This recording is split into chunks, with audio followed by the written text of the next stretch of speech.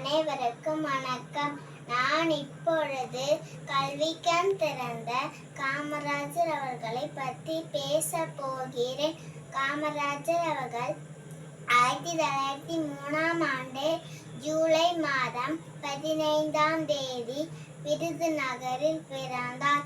இவரின் பெற்றோர் குமாரசாமி, சிவகாமி அம்மையார். காமராஜர் அவர்கள் 1954 முதல் 1963 வரை 9 ஆண்டுகள் தமிழ்நாட்டின் முதலமைச்சராக பதவி வகித்தார். இலவச கல்வி, இலவச மதிய உணவு திட்டம் போன்ற பல திட்டங்களை தொடங்கி வைத்தார். இதனால் கல்விக்கண் திறந்த காமராஜர் என்று அழைக்கப்படுகிறார்.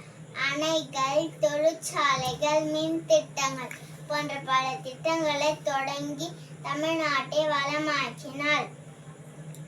இதனால் காமராஜின் ஆட்சி காலம் பொற்காலம் என்று அழைக்கப்படுகிறது.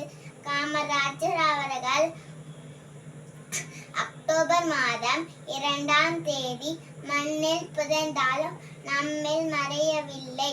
கருமை நிற கண்ணன், ஆட்சியில் நிம்மன்னன், தூய்மை அரசியல் சின்னம், துடிப்பான செயல் வீரன், தாகம் தீர்க்கும் மனைகள் தந்தது உன் கைகள், பல தொழிற்சாலைகள் பறைசாற்றும் உன் பெயரை, பள்ளி கிளவித்த தாய், பல மேதைகள் வந்தார்கள், உனக்கில்லை குடும்பம், தமிழ் மக்களை உன் குடும்பம், வாழ்க பாரதம், வளர்க உன் புகழ்.